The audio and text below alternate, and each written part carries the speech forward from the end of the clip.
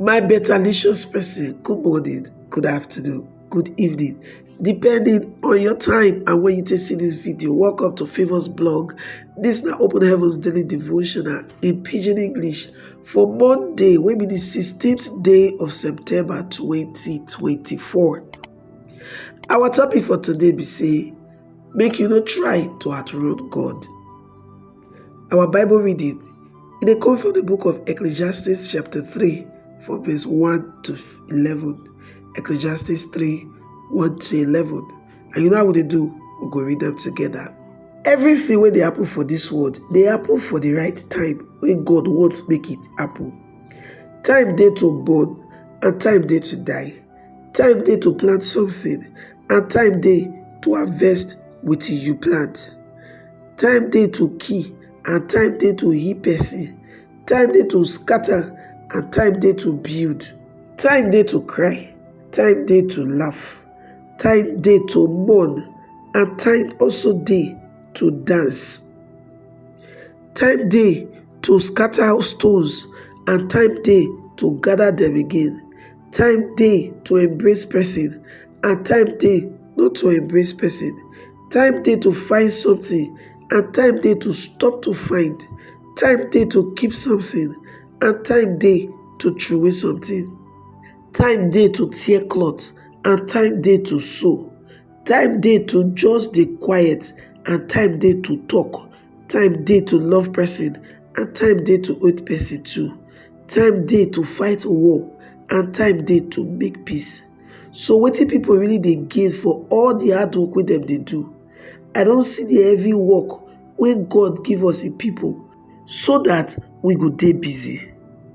God dey make everything happen for the right time, yet nobody go fit really understand all the things wey He don put, and He dey put questions for our mind about wetin don happen before and wetin go still happen. Proverbs chapter 28 verse 20, that be our memory verse for today. Make we memorize am. Person wey dey talk truth go live better and happy life, but dem go punish you if you dey hurry to get money. Make we enter today's message. Don't forget to like this video, subscribe to this channel and turn on the notification bell. God don make everything fine for your time. Ecclesiastes chapter 3 verse 11. The pursuit of the vanities of this world don make many people lose big and better blessings from God. E no dey bad at all if you wan achieve something great or wetin you dey pursue na for a good cause. But if you try to run past God, you no go ever achieve that goal. And in fact, to make matter worse, you go pay for am with something wey dey very precious to you. God know your heart desires now. In fact, e possible say na He even put those desires inside your heart. He know the best times and the best ways for those desires to come to pass. So make you dey like say you know pass God, the one wey make your brain. No dey like say you smart pass am. Many years ago, one man played me ojoro. He promised to make me commandant of one paramilitary group. This man don dey send me message through my secretary for some time. And so one day, I come say, okay, man, listen to the man sef. He come explain, give me say, you get one group wey be like Boy Scout wey don involve enter this new agency, and he dey look for who go lead the group spiritually. Normally, I for ask God before I involve myself for anything like that. But this time, because of the way I love military from my younger days, the thing come cover my sense. I don't come reason the thing too much. I can just say, okay, I go build ahead. He come tell me say they go need some money, and I can't give am as the prospective head now. The person say that me go be head. However, later I come find out that the man are fake. My desire to be part of paramilitary group come make me run past God.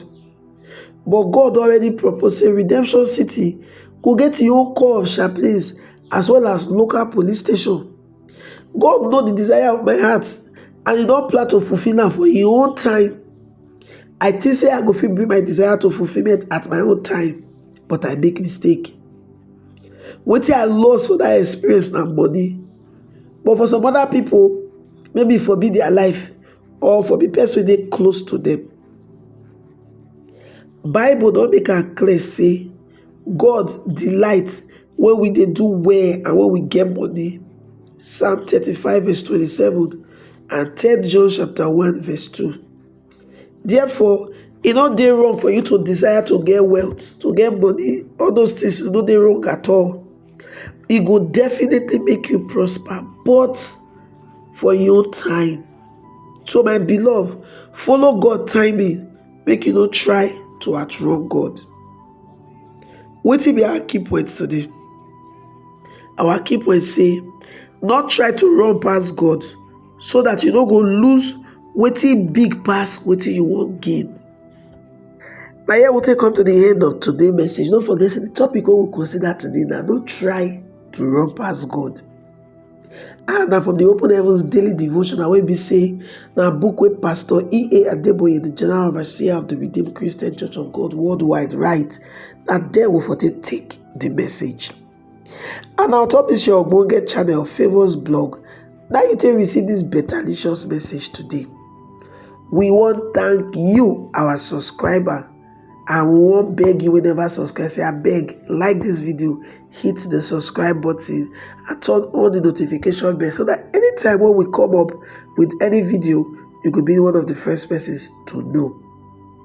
Also, the International Youth Convention 2024 of the Redeemed Christian Church of God don near finish. The date na 30th of September to 4th of October 2024. And the theme na Dominion. So, the Young Adult and Youth Affairs of RCCG, they invite you, make you join them for this program. As God don prepare Pastor E.A. Adeboye and other anointed men of God to bless your life. And don't forget, say for throughout this program, a free feeding and accommodation for anyone wey go attend the program for the Redemption City of God. But you fit still watch am online, and on top Favours Blog, we go dey give you highlights of the convention. Me, I don dey destined to dominate. I don set, I don ready gidigba to dominate. What about you? We go see for our next video.